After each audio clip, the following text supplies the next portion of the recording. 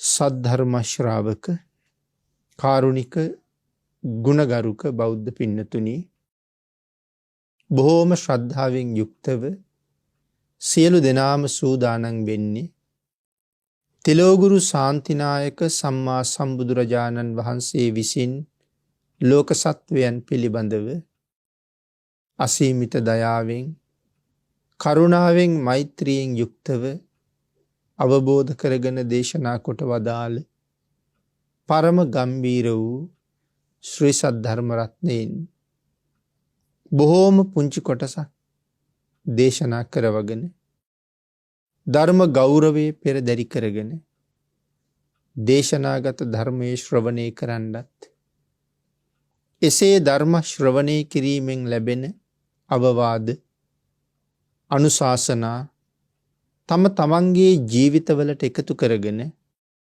වඩාත් නිවැරදි මෙලව ජීවිතයක් සකස් කරගන්න. නිවැරදි වුණ මෙලව ජීවිතයක් තුළින් සුගතිගාමී වූ පරලොව ආයිති භවයකින් සැනසෙන්නත් අවසානයේ ප්‍රාර්ථනා කරන බෝධියෙන් සැප සහිත ප්‍රතිපදාවකින් ඊටම ඉක්මන් භවයක උතුම් චතුරාර්ය සත්‍ය ධර්මය අවබෝධ කරගෙන මේ සංසාරයෙන් එතර වීමේ බලාපොරොත්තුවත් ඇතුව ඒ උතුම් බලාපොරොත්තු ප්‍රාර්ථනා එලෙසින්ම මුදුන්පත් කර ගැනීම සඳහා උතුම් වූ ධර්ම දානානිසංසයත් ධර්ම ශ්‍රවණානිසංසයත් තම තමන්ගේ ජීවිත කාලය තුළ මේ වෙනකන් රැස් කරගත්ත සියලු කුසල ධර්මයන්ගේ ආනුභාවයත් හේතු වේවා කියලා ප්‍රාර්ථනා කරමු. පින්නතනි, අද ධර්මදේශනාවේ මාතෘකාව හැටියට මම යොදා ගන්න කල්පනා කළේ භාග්‍යතුන් වහන්සේ දේශනා කොට වදාළ උතුම් වූ ධම්මපද පාළියේහි සඳහන් වන තවත් වටිනා ගාථා රත්නයක්. අපේ බුදුරජාණන් වහන්සේ මේ ගාථා රත්නයේ දේශනා කොට වදාළේ සවැත් නුවර ජේතවනාරාමේ වැඩ ඉන්න කාලේ. මේ ගාථා රත්නයේ භාග්‍යතුන් වහන්සේ දේශනා කළේ භික්ෂූන් වහන්සේලා බුදුරජාණන් වහන්සේගෙන් අහපු පැනයකට පිළිතුරක් වශයෙන්මයි. මේ ගාථා රත්නයේ දේශනා කරන්නේ විශේෂයෙන් මේ පුජ්‍යලේකුගේ උසස් වීම, උසස් බව, ඒ වගේම පුජ්‍යලේකුගේ පහත් බව ඇති වෙන්නේ කුමක් නිසාද? සිත පෙරටු කරගෙනමයි උසස් බවද පහත් බවද තීරණය කරන්නේ ඔහුගේ සිතුවිලි වල ක්‍රියාකාරීත්වයමයි කියන කාරණාව තහවුරු කරමින් තමයි භාග්‍යතුන් වහන්සේ මේ දේශනාව කරන්නේ. සෝරෙය්‍ය කියන සිටු පුත්‍රයා මේ දේශනාවට මූලික වෙනවා. නතං මාතා පිතා කෛරා අඤ්ඤේ වාපිච ඥාතකා සම්මා පනිහිතං චිත්තං සෙය්‍ය සෝනං තතෝ කරී. මේ ගාථා රත්නයේ සරල තේරුමක් මුලින් ටිකක් මතක් කළොත්, අම්මට අපි වෙනුවෙන් කරන්න බැරි දෙයක්, තාත්තට අපි වෙනුවෙන් කරන්න බැරි දෙයක්, අන්‍ය වූ ඥාති වර්ගයාට අපි වෙනුවෙන් කරන්න බැරි දෙයක්, මනාව පිහිටවා ගත්ත හිතට අපි වෙනුවෙන් කරන්න පුළුවන් කියන කාරණාව මේ ගාථා රත්නයේ පැහැදිලි කරනවා. අපි ඒක ටිකක් සාකච්ඡා කරමු. සවැත් නුවර ජීවත් වුණා සෝරෙය්‍ය කියලා තරුණ සිටුවරයෙක්. මහා ධනස්කන්ධයක් තිබුණ කෙනෙක්. එක දවසක් සෝරෙය්‍ය සිටුවරයා තමන්ගේ මිත්‍රයාත් අඬගහගෙන ආරක්ෂක පිරිසත් එක්ක නාන්න යන්න පිටත් වුණා. පැන්සැනෙහෙන්න යන්න පිටත් වෙලා ඇතුල් නගරයෙන් පිට නගරයට පිටත් වෙලා ඔවුන්ගේ රථයේ ගමන් කරන වෙලාවේ දැක්කා මහා කච්චායන කියන මහරහතන් වහන්සේ පිණ්ඩපාතේ වඩින්න සිවුරු පොරවනවා. භික්ෂුන් වහන්සේ නමක් පිඬුසිඟා වඩින්න සිවුරු පොරවනවා.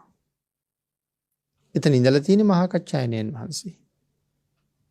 ඉතින් සඳහන් කරනවා කච්චායන මහරහතන් වහන්සේ තනිකරම රන්වන් පාටයි කියලා.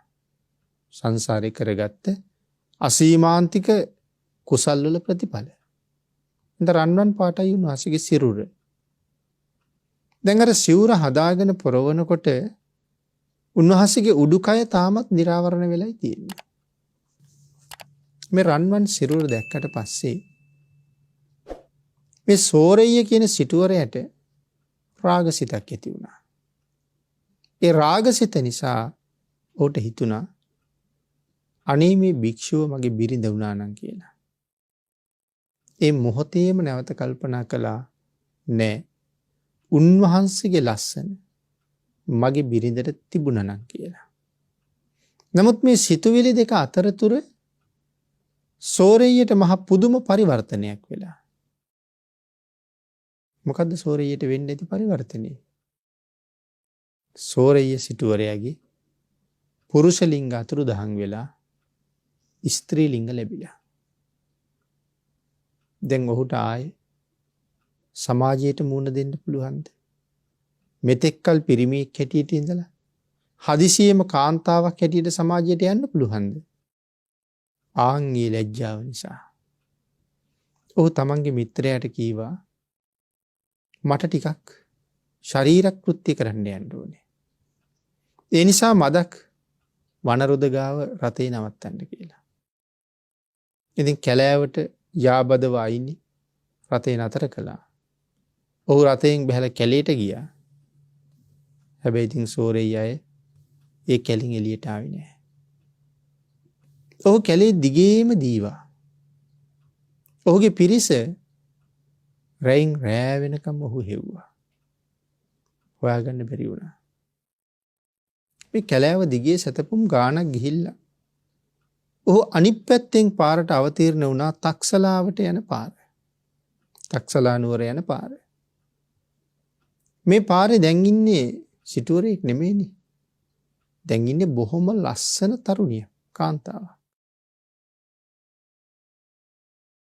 මේ පාරේ යන වෙලෙන්දු දෙන්නෙක් ඇය දැක්කා. දැකලා හිටෙව්වා. හිටවල කතා කළා. ඉතින් ඇය තමන් කවුද කියන කතාව කිව්වේ නෑ. ඇය දැන් අම්මෙක් තාත්තෙක් නැති තරුණියක්. අර වෙලෙන්දු දෙන්න කල්පනා කළා අපි සිටු කුමාරයා තාම විවාහ වෙලා නෑ. හැබැයි ඉතින් රූප ස්වභාවයත් එක්ක සිටු කුමාරයාට හොඳටම ගැලපෙනවා කියලා. එයත් නංගගත්ත රතේට. තක්සලා නුවරට එක්ක ගියා. සිටු කුමාරයාට කරුණු දැන්නුවා. ඔහු ඇය විවාහ කරගන්න කැමති වුණා. දැන් තක්සලාවේ සිටු කුමාරයා මැය විවාහ කරගෙන ඔවුන් එක ගෙදර ජීවත් වෙනවා. ඉතින් අර සිටු කුමාරයාට දාව දැන් මේ කාන්තාවට දරුවෝ දෙන්නෙක් ලැබුණා. දරුවෝ දෙන්නත් හදාගෙන ඇයි මේ මාලිගාවේ ජීවත් වෙනවා. නමුත් ඇගේ අතීත ප්‍රවෘත්තිය තාම මෙහි කවුරුවත්ම දන්නේ නැහැ. මෙහෙම කාලෙ ගෙවිලා යනකොට ඇය දැක්ක තමන්ගේ මාලිගාවේ උඩුමහන් තලාවේ ඉන්නකොට සිටුවරයෙක් වීදියේ ගමන් කරනවා. ඒ සිටුවරයා අඳුරගත්තා. අඳුරගෙන වහාම සේවකයෙක් අතේ පණිවිඩයක් යවුවා අර සිටුවරයට එන්න කියන්න කියලා. ඔහු මාලිගාවට ආවහම ඉතා උසස් විදිහට ආහාර පාන ආදී සංග්‍රහ කළා. ඔහු අහනවා මට මෙච්චර සලකන්නේ මාව අඳුරනවද කියලා. ඇයි කියනවා අඳුරනවා කියලා. නමුත් ඔහුට තේරෙන්නේ නැහැ මේ කවුද කියලා. හාත්පසින්ම පිරිමි රූපයේ කාන්තා රූපයක් වෙලා නේද? ඉතින් අන්තිමට කීවා කවුද කියන්නේ? අර තැනැත්තිය සවැත් නුවර තොරතුරු අහනවා. සෝරෙය්‍ය ගැන තොරතුරු අහනවා. ඉතින් සෝරෙය්‍ය අතුරුදහන්නේ. අර වෙලෙන්ද කියනවා ඔහු අතුරුදහන්. කවුරු හරි ගෙනහිල්ලා මරන්න ඇති. අපි බුද්ධ ප්‍රමුඛ මහා සංඝයාට දන් දීලා ඔහුට පිනුත් අනුමෝදන් කළා කියලා.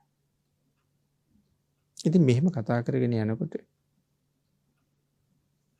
අර තැනැත්තිය අර පුජ්‍යලයා ගෙනල්ලා හොඳට ආහාර පාන ආදී සංග්‍රහ කරලා අඳුරනවද නැද්ද කියන තොරතුරුත් අහලා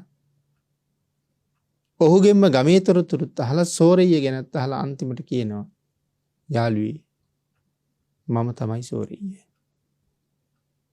අර පුජ්‍යලයට පුදුමයි. මොකද්ද මේ කියන කතාව කියලා කල්පනාව. ඊට පස්සේ ඇහුවා ඇයි ඔබ ඔය தත්ත්වයටපත් උනේ? එතකොට අතීතේ මතක් කළා. ඔබට මතකද අපි දෙන්න අන්තිම දවසේ නාන්න ගියපු හැටි? මතකයි කීවා. පිණ්ඩපාතේ වඩින්නේ සිවුරු පොරව හිටපු භික්ෂුන් වහන්සේ නමක් දැක්කයි ඒත් මතකද කියලා ඇහුවා. හොඳට මතකයි. උන්වහන්සේ දැනටත් මේ නගරේ වැඩ ඉන්නේ මේ කාලේ කියලා කිව්වා. ඒ වෙලාවේ කියනවා යාළුවේ උන්වහන්සේ දැක්කහම උන්වහන්සේගේ ලස්සන සිරුර දැක්කහම මට රාගසිතක් ඉපදුනා. මට මුලින් හිතුණා උන්වහන්සේ මගේ බිරිඳ වුණා නම් කියලා. මං දෙවනුව ඒක වෙනස් කරගත්තා. උන්වහන්සේගේ ලස්සන මගේ බිරිඳට තිබුණා නම් කියලා. මේ සිතුවිලි දෙක අතර මාත් ස්ත්‍රියක් වෙලා ඉවරයි කියලා සඳහන් කළා.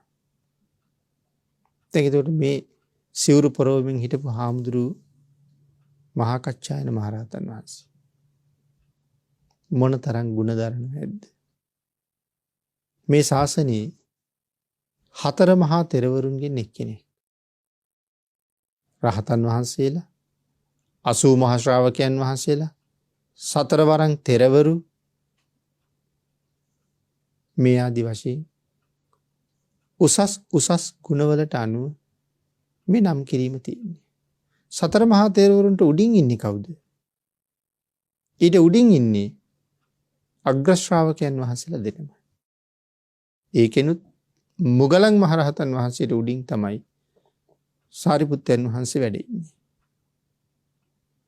එතකොට 80 මහා ශ්‍රාවකයන් වහන්සේ නමක් අතර ඉන්න 4 මහා තෙරවරුන්ගේ කෙනෙක් මහා කච්චායනයන් වහන්සේ. සීල තේජසින් බැබලෙනවා. දෙවියෝ බොහෝම ප්‍රිය කරනවා.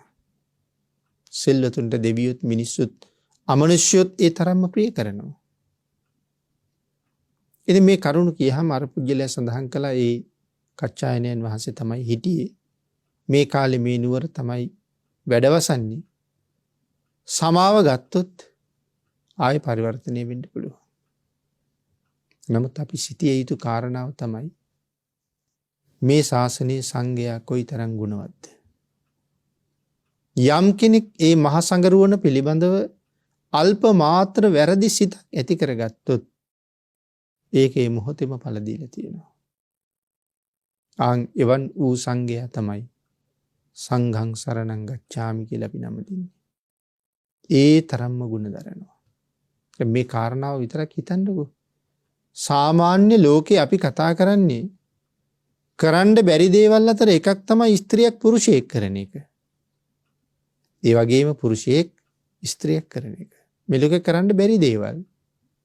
නමුත් අපි ඒ බෑ කියලා හිතාගෙන ඉන්න දේවල් මේ බුද්ධ ශාසනයට නම් දූවිලිවත් වටින්නේ නැති දේවල්. දූවිලි මාත්‍රයක් වටින්නේ නැති දේවල්. ඒකනේ මේ සෝරෙය්‍යට මෙහෙම වුණේ. වැරදි හිතක් පහළ වුණා විතරයි. මොකක්ද ඇත්තටම මේකට හේතුව? හේතුව තමයි උන්වහන්සේලා සතු අසීමාන්තික ගුණකදම්බය. සීල තේජානුභාවය. ඒකයි මේකට හේතුව. වැරදි සිතුවිල්ලක්වත් සුදුසුමදි. ඉතින් මේ කාරණාව පැහැදිලි කරලා දුන්නාම අර කාන්තාව කෑම හැදුවා. වෙලෙන්ද ගිහිල්ලා රහතන් වහන්සේට ආරාධනා කරලා ගෙදරට වැඩමවගෙන ආවා. රහතන් වහන්සේට දම්පැන් පූජා කරලා මනාව වළඳවල සියල්ල ඉවර වෙලා අර ගෙදර කාන්තාව ගිහිල්ලා වැඳලා කීවා ස්වාමීනි කියලා මගේ අතීත කතාව කීවා. ස්වාමීනි මට සමා වෙන සේක්වා ඔබ වහන්සේ වෙනුවෙන් ඇති කරගත්ත වැරදි සිතුවිල්ලට. ඉතින් ඒ කාන්තාවට සමාවත් දීලා ඉවර වෙනවත් එක්කම ස්ත්‍රීලිංග අතුරුදහන් වෙලා පුරුෂලිංග පහළ වුණා. දැන් පිරිමියෙක් තමන්ගේ ස්වාමියාට කතා කරලා කීවා මේ තුච්ච නින්දිත සංසාරේ තවත් නම් මොහොතක් රැඳෙන්නවත් කැමති නෑ. ඔබේ ළමයි දෙන ඔබ බලාගන්න. මම පිටත් වෙනවා කියලා. පිටත් වුණා ගෙදරින්. පිටත් වෙලා කියලා මහාන වුණා. මහාන වෙලා බොහොම ශ්‍රද්ධාවෙන් ගුණ පුරාගෙන ජීවත් වුණා. හැබැයි සඳහන් කරනවා මිනිස්සු මුල් කාලේ නම් හරියට කරදර කළා කියලා. මොකටද කරදර කරන්නේ? මිනිස්සු හොයාගෙන ඇවිල්ලා අහනවා ස්වාමීනි වැඩියෙන්ම ආදරේ තියෙන කුසෙන් බිහි කරපු දරුවන්ටද නැත්නම් තාත්තා කෙනෙක් හැටියට බිහි කරපු දරුවන්ටද කියලා. සඳහන් කළේ මුල් කාලේ නම් තමන්ගේ කුසෙන්ම ඉපදිච්ච දරුවන්ට වැඩියෙන් ආදරෙයි කියලා. පස්සේ කියන්න පටන් ගත්තා දැන් නම් මම කාටවත් ආදරේ නෑ කියලා. එතකොට භික්ෂුන් වහන්සේලා චෝදනා කළා රහත් නොවි රහත් බව කියන්න හදනවා. චෝදනාව බුදුරජාණන් වහන්සේ ළඟටම ගියා. අපේ භාග්‍යවතුන් වහන්සේ සඳහන් කළා මගේ පුතා හැබැවින්ම සියල්ලෙන් අත මිදුණා කියලා. එතකොට තමයි පිරිසට තේරුණේ මේ සව් කෙලෙස් නැසලා සංසාරේ කෙරවල කරන්න ඉන්න මහ උතුමන් වහන්සේලා කොයිතරම් ශ්‍රේෂ්ඨද? සෝරෙයියට වෙච්ච පරිවර්තනය මොකක්ද? ඒකෙන් කලකිරිච්ච සෝරෙයිය අන්තිමට නතර වුණේ සම්බුද්ධ ශාසනය. ශාසනය තුල මහා ගුණ දරාගෙන ජීවත් වෙලා මේ ශාසනය වෙනුවෙන් කළ යුතු උදාරතර වූ මෙහෙවරක් සම්පූර්ණ කරන්න උන්වහන්සේලා විශාල කැපකිරීම කළා. නමුත් දැන් කෙසේ වෙතත්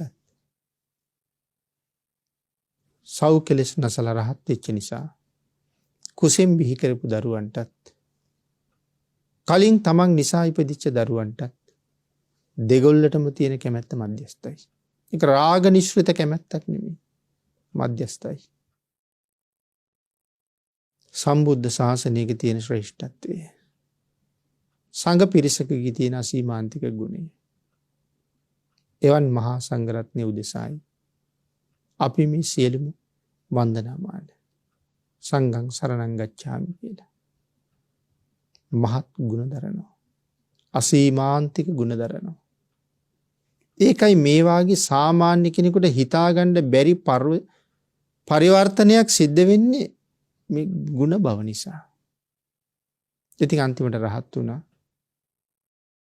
ඒ රහත් වෙච්ච සෝරෙය්‍ය සිටුවරයා නිසා තමයි මේ ගාථා රත්නේ භාග්‍යතුන් වහන්සේ දේශනා කරන්නේ. ඉතින් මේ ගාථා රත්නයෙන් භාග්‍යතුන් වහන්සේ දේශනා කරනවා කියලා කීවට කලින් පාඩම් කරගෙන ඉඳලා මූලික සූදානමකින්ද මේ දේශනාව කරන්නේ? එහෙම එකක් නෑ පින්නතුනි. ඒ අවස්ථාවට එළඹෙන්නේ කොයි වාගේ සිදුවීමක්ද? ඒක වෙනුවෙන් දහම් පදයක් දේශනා කරන්න භාග්‍යතුන් වහන්සේට තියෙන පුදුම හැකියාවක්. ඒකට ගැළපෙන්න බණක් කියන්නේ. ඉතින් ඒ නිසා භාග්‍යතුන් වහන්සේ මේ භික්ෂුන් වහන්සේ හැබැයිම සව් කෙලෙස් නැසල බව මතක් කළා. නමුත් දැන් රහත් වුණා. භික්ෂුන් වහන්සේලා අහපු ප්‍රශ්න ටිකටයි පිළිතුරු සපයන්න මේ ගාථාව දේශනා කළේ. ඒ රහතන් වහන්සේත් එතන වැඩ ඉන්න ඇති. භාග්‍යතුන් වහන්සේ කොහොමද දේශනාව කළේ? අම්මට කරන්න බැරි දෙයක්, තාත්තට කරන්න බැරි දෙයක්, අන්‍ය වූ මගේ යයි සම්මත ඥාතීන්ට කරන්න බැරි දෙයක් විශේෂයෙන් සඳහන් කළා මේ හිතට කරන්න පුළුවන් කියලා. මේ හිතට ඒ තරම් දේවල් කරන්න පුළුවන්. ඒක නෙමෙයි කියලා තියෙන්නේ. නතං මාතා පිතා කෛරා. අම්මට කරන්න බැරි දෙයක්, තාත්තට කරන්න බැරි දෙයක් මේ හිතට කරන්න පුළුවන් අපි වෙන්නේ. දිසෝ දිසං යන්තං කෛරා වේරි වාපන වේරිණං. කාටද දිසෝ කියලා කියන්නේ? හොරුන්ට. දිසෝ දිසං යන්තං කෛරා. හොරෙක් හොරෙකුට යමක් කරයිද? වේරී වාපන වේරිනං. වෛරක්කාරයෙක් වෛරක්කාරයෙකුට යමක් කරයිද? ඒ දෙකම පින්නතුනි ඒ තරම් බිහිසුණු නෑ. මේ ලෝකේ අපිව මරන්න මොන තරම් පහත් බිහිසිනු වැඩ කරන්න පුළුවන්ද? කපල මරනවා, කොටල මරනවා, ඇනල මරනවා, වෙඩි තියලා මරනවා, බෝම්බ දාලා මරනවා. මිනිස්සු මරන්න යොදාගත්ත උපක්‍රම කොච්චර තියෙනවද? එහෙනම් දිසෝ දිසං යන්තං කෛරා වේරී වාපන වේරිනං. හොරෙක් හොරෙකුට යම් අපරාධයක් කරනවට වඩා වෛරක්කාරයෙකුට යම් අපරාධයක් කරනවට වඩා අතිශයම දරුණුයි, අතිශයම භයානකයි කියලා සඳහන් කළා හික්මවා ගත්තේ නැති හිත. ආන්ගේ නිසා දේශනා කරනවා මේ හිත සංවර කරන්න ඕනේ. අම්මට ඒක කරන්න බෑනේ. අම්මයි තාත්තයි ඔබයි මමයි වෙනුවෙන් ජීවිතේ කොච්චර දේවල් කළාද? හිතලා බලන්න මොන තරම් දේවල් කළාද කියලා. කොච්චර දුක් විඳලා තියෙනවද කියලා. උගන්නන්න මහන්සි වුණා. ගෙවල් දොරවල් හදලා දෙන්න මහන්සි වුණා. රැකී රස්සා ආරන් දෙන්න මහන්සි වුණා. ඔය අතර ගෙදර කටයුතු ඔක්කොම කළා. මේ සියලුම දේවල් කරගෙන අපිවත් පෝෂණය කරන අම්මට යටත් පිරිසෙන් අපිට ශක්තිති රජකමවත් දෙන්න පුළුවන්ද? අම්මා කෑම බීම දෙයි, අඳින්න පළඳින්න දෙයි, ණයට හරි සල්ලි හොයලා අපිට උගන්වයි. මේ තමයි මව්පියන්ට කරන්න පුළුවන් ටික. ආන්ගේ නිසා ධර්මයේ සඳහන් කළා අඩුම තරමේ ශක්තිති රජකමවත් මව්පියන්ට බැරි නම් දරුවෝ වෙනුවෙන් දෙන්න. එතනින් එහාට කවර කතාවද කියලා සඳහන් කරන්නේ. ඒතර මව්පියන්ට කරන්න පුළුවන් බොහොම පුංචි වැඩ කොටසයි. ඥාතීන්ට කරන්න පුළුවන් අපි වෙනුවෙන් බොහොම පුංචි දෙයක් විතරයි. ඒකයි සඳහන් කළේ අඤ්ඤේ වාපි ඥාතක. සම්මා පනිහිතං චිත්තං සෙය්‍යසෝනං තතෝ කරි.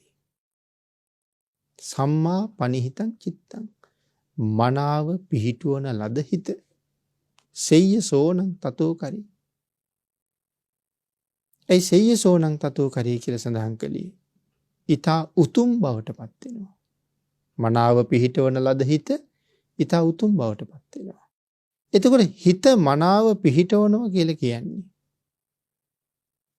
රාගයට යන්න දෙන්නේ නැහැ. ද්වේෂයට යන්න දෙන්නේ නැහැ. මෝහයට යන්න දෙන්නේ නැහැ. රාග, ද්වේෂ, මෝහ කියන අකුසල චෛතසික ධර්මයන්ගෙන් ඉවත් වෙන්න ඕනේ.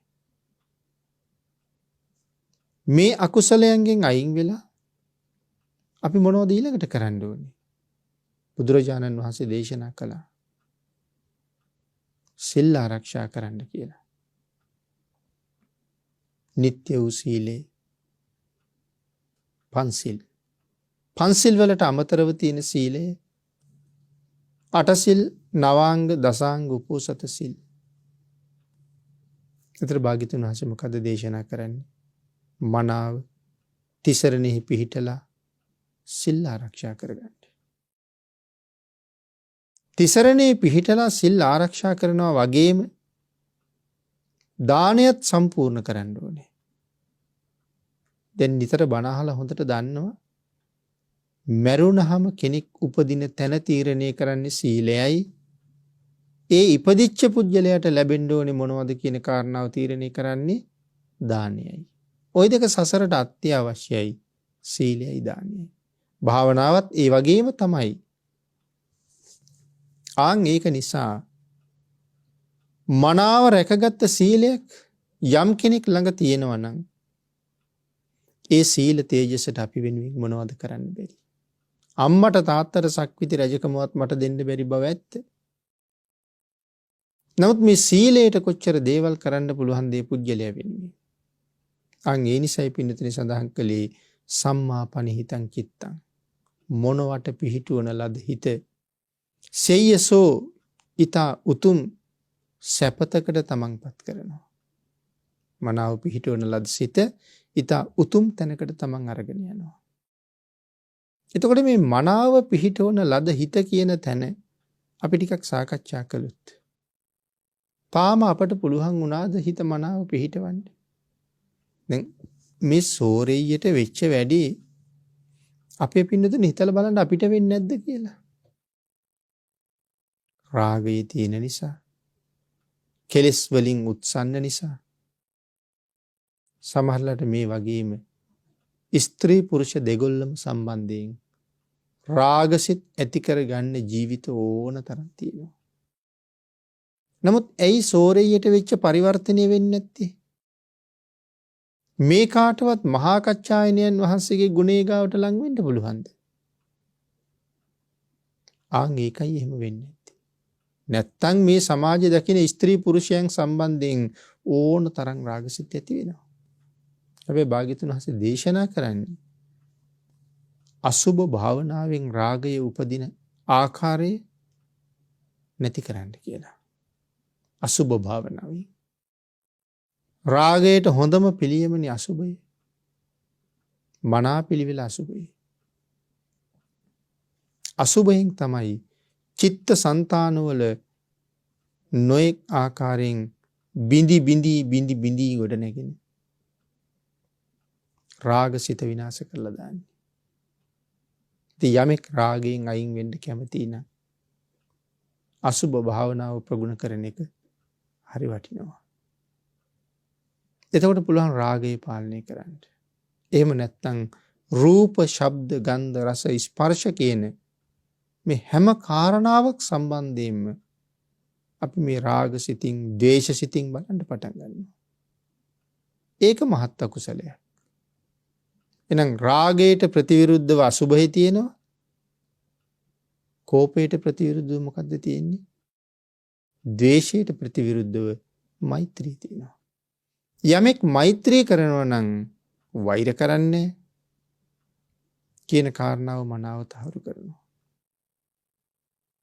යමෙක් පිළිකුල් භාවනාව වඩනවා නම් අන් ඒ පුද්ගලයා තමන්ට හොඳ ආරක්ෂකෙක්. ඒ මේ රාගසිත උපදිනවා කියලා කියන්නේ අකුසල්ම එන්නේ ඒත් එක්ක. නිරය පැත්තටම තමයි දුවන්නේ එතකොට. අන්න ඒක හින්දා මනාව තමන්ගේ හිත සිල් ගුණ මත පෝෂණය කරලා නොසිතිය යුතු පැත්තට යා නොදී කල යුතු දේ මත සංවර කරන්න හික්මවන්න කියලා දේශනා කරනවා. සම්මා පනිහිතං චිත්තං සෙය්‍යසෝනං තතෝ කරී. මනාව පිහිටුවන ලද හිත අපිට ගෙනල්ලා දෙන්නේ පුදුම සෝයක් කියලා සඳහන් කරනවා. පින්නතුනි, හොරෙකුට කරන අපරාධයකට වඩා, වෛරක්කාරයෙකුට කරන අපරාධයකට වඩා මේ වැරදි හිත අපිට කරන අපරාධේ ඊටාම බිහිසුණුයි කියලා සඳහන් කරන්නේ. මේ සංසාරේ කොච්චර කාලයක් දුරාපි ආවද? ඔබට මතකත් නැහැ, මට මතකත් නැහැ. අපිට මතක් කළාට වැටහෙන්නේ නැහැ. ලෞතර බුදුරජාණන් වහන්සේ තමයි අපිට මේ බව කියලා දුන්නේ. එක අම්මා කෙනෙක් වෙනුවෙන් අඬාපු කඳුළු මහා සාගරයේ ජලයට වඩා වැඩි කියලා දේශනා කළේ. මේ සසර ගමනේ එතකොට මොන ඇඬිල්ලක් අඬලාද? සාගර ජලය වගේ කියලා නෙමෙයි කියලා තියෙන්නේ. සාගර ජලයට වඩා වැඩි කියලා. එතකොට ඔය වාගේ සාගර දෙකක් තුනක් ඇඬුවද දන්නේ ඒක අම්මෙක් වෙනුවෙන් සංසාරේ. නමුත් මේසා දීර්ඝ සසරක අපිට පුළුවන් වුණාද තාමත් මේ හිත හරියටම පාලනය කරන්න? මේ හිත හරියටම හික්මවා ගන්න? එච්චර කාලාන්තරයක් තිස්සෙත් බැරි වුණා නම් මේ කාලෙත් බොහෝ දෙනාට උනන්දුවක් නැති බව පේනවා. හිත සංවර කරගන්න උනන්දුවක් නැති බව පේනවා.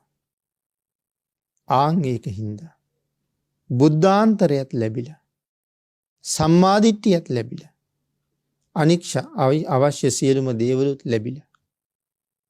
ඒ සියල්ලම හම්බ වෙලා තියෙන වෙලාවේ අපි තව කුමක් සඳහා නිකන් කාලේ නිකරුණේ ගෙවුම්ද? ඒකයි අහන්න ඕනේ පින්නතුනි. අපි මෙහෙම ඉන්නේ නිරය ගැන තේරෙන්නේ නැති හින්දා. නිරය පිළිබඳව දැකලා නැති හින්දා. හැබැයි නිරය වැටහුණා නම්, නිරය දකින්න ලැබුණා නම් අපිට මේ අල්ලාගෙන තියෙන දේවල් අත්හරින්න සුළු මොහොතයි ගත වෙන්නේ. මොකද මේ අල්ලා ගැනීම මාව කොහාටද ගෙනියන්නේ? සංසාරේ හුඟක් ඈතට අරගෙන යනවා. මේ බැඳීම කියන එක සංසාරේ හුඟක් ඈතට අරන් යනවා. ආන් ඒක නිසා මේ හිත මනාව සීලයක පිහිටලා උතුම් සිල් ආරක්ෂා කරන භාවනාවක පිහිටවලා උතුම් ආකාරයෙන් භාවනාව වඩන අකුසලයට යානොදී කුසලයේ මත රඳවගත්ත ශ්‍රේෂ්ඨ වටිනා උදාර ජීවිතයක් ඊටම වටිනවා. පුද්ගලයා උසස් කෙනෙක් වෙනවද? පුද්ගලයා පහත් කෙනෙක් වෙනවද? මේ දෙකම තීන්දුව කරන්නේ, දෙකම තීරණය කරන්නේ මේ හිතම තමයි. අන්න ඒක හින්දා අපි හැම වෙලාවෙම පින්නතුනි කල්පනා කරන්න ඕනේ. සිහිය ප්‍රඥාව ඇතුව ජීවත් වෙන්න ඕනේ. ඕක නැති වෙච්ච තැන ප්‍රාණඝාත සිද්ධ වෙනවා මටවත් තේරෙන්නේ නැහැ. ඒකනේ අපි කියන්නේ මදුරුවන්ට ගැහෙනවා කියලා. ගහනවා නෙමෙයි, ගැහෙනවා. සිහි නැති හින්දා එහෙම කියන්නේ. හොරකම් කරන්නේ ඒ සිහිය මදි හින්දා. වැරදි කාම සේවනය සිහිය මදි නිසා. ඒ කියන්නේ මේ හැමෝම සුරාපානය කරලා දින්නේ මේ සිහිය මදි කියලා. ඒක නෙමෙයි මේ කියන්නේ. එළඹ සිටි සිහිය නෑ. කරන්නේ මොකද්ද කියලා දන්නේ නෑ. කල යුත්තේ මොකද්ද කියලා දන්නේ නෑ. සුදුස්සාද නුසුදුස්සාද කියන කාරණාව දන්නේ නෑ. අන් ඒකයි සිහිය නෑ කියලා සඳහන් කළේ. අනිත් එක තමයි සිහි නැතිකොට සිල්පද හරියට විනාශ වෙනවා. සිහි නැති වෙනවා කියලා කියන්නේ නින්දටම බැහැ වෙලා, කම්මැලි වෙලා, සුරා සූදුවට ලක් වෙලා, ප්‍රමාදී වෙලා මේ පුජ්‍යලයා ප්‍රමාදී වෙච්ච කෙනෙක්. එතකොට ප්‍රමාද වෙච්ච කෙනෙකුට ප්‍රමාදයේ උදෙසා ගුණ වර්ණනා කරනවට වඩා අප්‍රමාදී පුජ්‍යලයක් දකින්න එක හරි වටිනවා. මේ කරුණ හැම වෙලාවෙම තමන්ගේ ජීවිතයට එකතු කරගෙන කුසල් අකුසල් මනාව හඳුනගෙන කල යුත්ත නොකල යුත්ත තේරුම් අරගෙන තමන්ගේ හිත තමන්ම ගොඩනගන්න ඕනේ. ඒක වෙන කාටවත් ගොඩනගන්න පුළුවන්ද? හිත හදන්න බෑනේ වෙන කාටවත්. අම්මට පුළුවන්කම තියෙන්නේ මට අවවාදයක් කරන්න විතරයි. තාත්තට පුළුවන්කම තියෙන්නේ ඒකයි. මව්පියෝ ළඟ බොහොම කීකරුව අවවාදී පිළිගත්තට මව්පියන්ගෙන් බැහැර වුණ ගමන්, රැකවරණයේ සපයන්නන්ගෙන් බැහැර වුණ ගමන් අපි කොහොමද කටයුතු කරන්නේ කියන කාරණාව අපිම හොඳ ආකාරව දන්නවා. ඒ නිසා පින්නතුනි මේ හිතෙන තැන යනවා. දූරංගමං ඒකචරං අසරීරං ගුහාසයන් යේ චිත්තං සංයමෙස්සන්ති මොක්කන්ති මාර බන්ධන. එතකොට හිතෙන තැන යනවා කියලා මෙතන සඳහන් කරලා තිබුණට ඇත්තටම හිතට යන්න පුළුවන්ද කොහෙවත්? අපේ පින්නතුන් හිතන්නේ හිතට කොහෙවත් ගිය හැකිද කියලා? හිතට යන්න බෑ කොහෙවත්. ඉන්න තැන ඉඳලා කෙසඟක්වත් දුර යන්න බෑ. එතකොට එහෙනම් කොහොමද අපි මේ නොයෙක් අරමුණු ගන්න? සඳහන් කළා කලින් අරමුණ දැකලා අරගත්ත සංඥාව තමයි තියෙන්නේ කියලා. කලින් ගත්ත සංඥාව තියෙන්නේ. දැන් අනුරාධපුරේ කියලා කියපු ගමන්ම අපිට අනුරාධපුරේ ගියා වගේනේ. දැන් මහ මළුවේ ඉඳලා සෑය දිහා බලනවා වගේ සෑයත් හොඳටම මැවිලා පේනවා. මළුවත් හොඳ ආකාරවම දකින්නවා දන්නෝ. ඒ වුණාට හිතලා බලන්නකෝ. ඇමරිකාව දිහා පිළිබඳව අපිට කියන්න පුළුවන්ද මොකවත් එහි තියෙන දේවල්? අපි කියමු ඇමරිකාවේ රෝහලක තොරතුරු බලාගෙන ඉන්න කියලා. පුළුවන් වෙයිද මට කියන්න? හිතට යන්න පුළුවන් නම් හිත යවන්න තිබ්බා. නමුත් හිතට කොහෙවත් යන්න බෑ. හිත කියලා කියන්නේ එක තැන තියෙන වස්තුවක්. එක තැන උපදින වස්තුවක්. කලින් ගත්ත අරමුණු ඔස්සේ තමයි අපිට මේ පණිවිඩ දෙන්නේ. හැබැයි මේ හිත හික්මෙව්වොත් සුගතියට. හිතට ඕන හැටියට වැඩ කරන්න යවුවොත් දුගතියට. එහෙනම් මම මොනවද කරන්න ඕනේ? මම කල යුත්තේ මේ හිත පාලනය කරන එක. ඒක තමයි අපේ වගකීම. දුවන පයින් දඟලන හිත පාලනය කරන එක. ඒක පාලනය කරන්න නිකම්ම බෑ. ඒකට උත්සාහයක් තියෙන්න ඕනේ. ඒකට වීරියක් තියෙන්න ඕනේ. ඒකට හොඳ අත්හැරීමක් තියෙන්න ඕනේ. ආන් එහෙම වීරියෙන් උත්සාහයෙන් අත්හැරගත්තොත් තමන්ට සැලසෙන්නේ අතිවිශාල ලාභයක්මයි. හිතට තමයි හැම ක්ලේශයක්ම ආවේ. ජීවිතේ කරපු හැම කෙලෙස්ම මේ හිතත් එක්ක කළේ. ඒතර අපි තියෙන අභ්‍යන්තරයේ දුර්වර්ණ බව දකින්න ලැබුණා. කෙලස් කහටවල පිළිකුල් බව දකින්න ලැබුණා.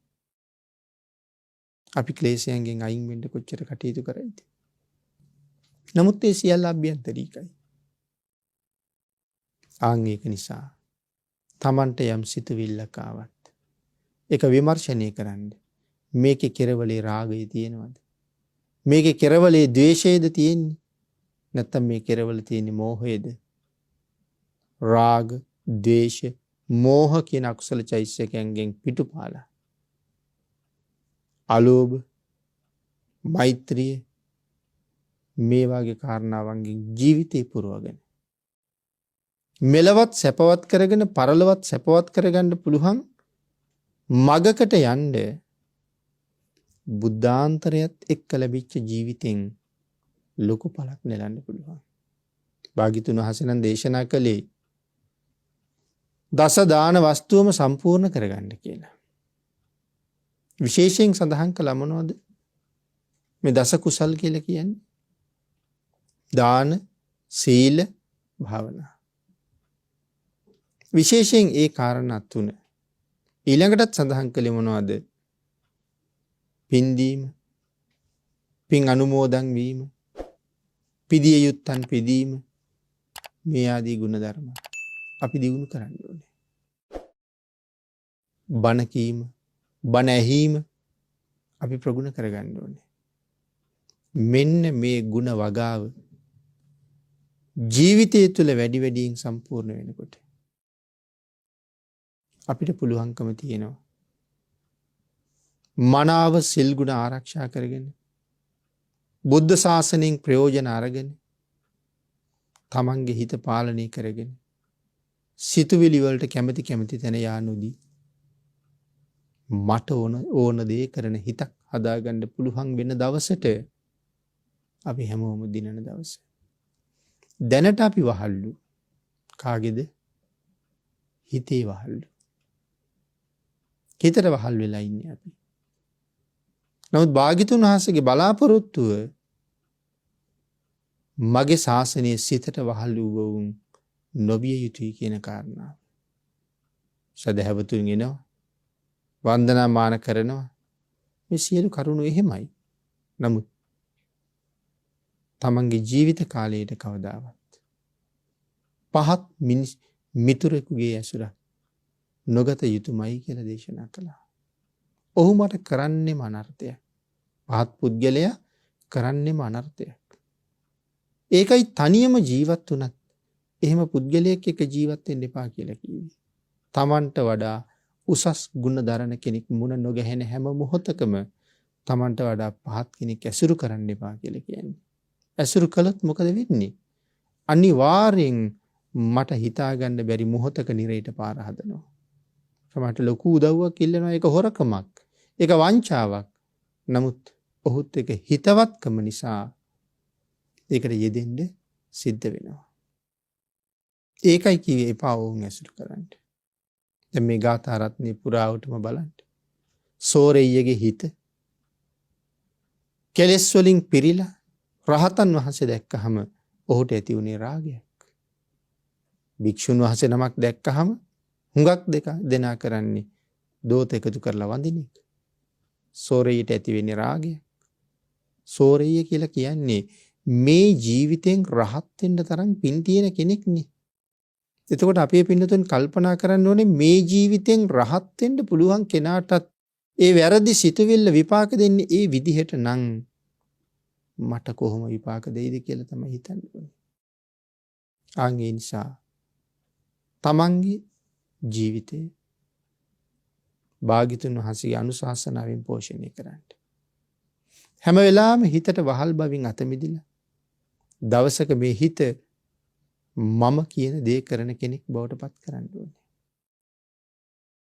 එහෙම කටයුතු කරගත්තේ නැත්තම් අපිව මේ සංසාර සාගරයේ තව চিරාත් කාලයක් ඈතට අරන් යනවා. සෝරෙය්‍ය සිටුවරයට වැරදුනා වගේම අපිටත් වරදිනවා. නමුත් සෝරෙය්‍යට කල්යාණ මිත්‍රයෝ හිටපු නිසා එකම ජීවිතයේ පරිවර්තන දෙකක් අවසානයේ සෝරෙය්‍යට පුළුවන් වුණා රහත් වෙන්න. නමුත් අපි හිත නිසා හරියට පව් කරනවා. එළඹ සිටි සිහිය ඇති කරන්න. හැම වෙලාවෙම සිහිය ප්‍රඥාව යොදවන්න. මනාව සිල් ගුණ ආරක්ෂා කරන්න. සිල් රකින්න ජීවිතයක තියෙන සතුට සිල් නැති කෙනෙකුට කවදාවත්ම හොයන්න බෑ. හැබැයි සිල් රකින්න නැතුව පිටපැත්තේ ඉඳගෙන සිල් රකින්න කෙනෙකුගේ අභ්‍යන්තර සතුට දකින්න පුළුවන්කමකුත් නැහැ. ඒක තමන්ම සම්පූර්ණ කරලා අත්දැකිය යුතු දෙයක්. සීලවන්තයා මොනතරම් සතුටින් ජීවත් වෙනවද කියලා. ඉන්සා ඔබත් සිල්වත් වෙන්න. මැරෙන වෙලාවට බය නැතුව මැරෙන්න ඕනේ. හුඟක් දෙනා මැරෙන්න බයයි. නමුත් මැරෙන වෙලාවට බය නැතුව මැරෙන්න ඕනේ. බය නැතුව මැරෙන්නේ කොහොමද එතකොට? අපි මේ ඉන්න විදිහට හිටියොත් නම් බයේ මැරෙන්න වෙනවා. බය නැතුව මැරෙන්න නම් තිසරණයි පන්සිලුයි අනිවාර්යෙන් තියෙන්න ඕනේ. ඊට අමතරව තිසරණයි පන්සිලුයි දෙකට අමතරව බය නැතුව ජීවත් වෙන්න නම් උපෝසත සිල් හැකි හැම වෙලාවකම සම්පූර්ණ කරන්න ඕනේ. ඒතර කොහොමද බයක් නැතුව ජීවත් වෙනවා කියලා කියන්නේ? ඒක දේශනා කරන්නේ ලෞතුරා බුදුරජාණන් වහන්සේමයි. භාග්‍යතුන් වහන්සේ කොහොමද දේශනා කරන්නේ? බය නැතුව ජීවත් වෙන්න. සිල් ගුණ මත කටයුතු කරපු කෙනා මැරෙනකොට දන්නවා උපදින්නේ මීට වඩා හොඳ තැනක කියලා. ඉතින් මැරිලා ගිහිල්ලා උපදින්නේ මීටත් වඩා හොඳ තැනක නම් එයි තාමත් මෙහාට වෙලා ඉන්න කල්පනාව කියලානේ අහන්න ඕනේ. ඒ කියන්නේ මේ සාමාන්‍ය ඉන්න අය ගැන නෙමෙයි මම කියන්නේ. යන්න කාලේ එළඹුණාම වහවහාම පිටත් වෙන්නයි තියෙන්නේ මේ. හැබැයි ඒක සතුටින්. එහෙම සතුටින් ගෙවුන ජීවිතයක් තියෙනවා නම් තවත් කෑලි බද්ධ කරගෙන මෙහි ඉන්න ඕනේ කියලා හිතෙන්නේ නෑනේ. ඒ බද්ධ කරලා හදන ජීවිතේ ආයේ වෙන තැනකින් අනිවාර්යෙන් මට වේදනාවක් අරගෙන ලෙඩක් මතුවෙනවනේ. මේක බද්ධ කරගත්තට. ඒ නිසා බද්ධ කර ජීවත් වෙනවට වඩා හොඳ තැනක යනවා කියලා හිතා ගන්න ඕනේ. මොකද මේ කාරණාව නතර කරගත්තත් වෙන ලෙඩක් එනවනේ. මේ ඇඟට වේදනාව දැනෙනවනේ. ඒකයි සඳහන් කරන්නේ. ඒක එකපාරම නතර කරලා දාන්න. කොහොමද එකපාර නතර කරන්නේ? ඉතින් එහෙම බද්ධ කිරීමක් ඕනේ නෑනේ. මීට වඩා හොඳ තැනක නම් උපදින්නේ. ප්‍රායෝගිකව කොයිතරම් කරන්න පුළුවන් වෙයිද දන්නේ හිතලා බලන්න. දහදියවත් දාන්න නැති තැනක නම් ඉපදෙන්න නියමිත. වහාම ඒ මාර්ගයට එන්න කියලා මේ කියන්නේ. ඒ නිසා අපි උත්සාහ කරමු. සංසාරේ අති දීර්ඝ කාලයක් Tamanට ඕන හැටියට ඇවිදපු හිත බුද්ධාන්තරයක ශ්‍රේෂ්ඨ මනුෂ්‍ය ජීවිතයක් ලැබිලා තියෙන වෙලාවේ භාග්‍යතුන් වහන්සේගේ මාර්ගයෙන් කීකරු කරගන්න. ඒ සඳහා භාග්‍යතුන් වහන්සේගේ ආශිර්වාදේ නිරන්තරයෙන් නොඅඩුව අපි සියලු දෙනාටම ලැබේවා කියලා ප්‍රාර්ථනා කරමු.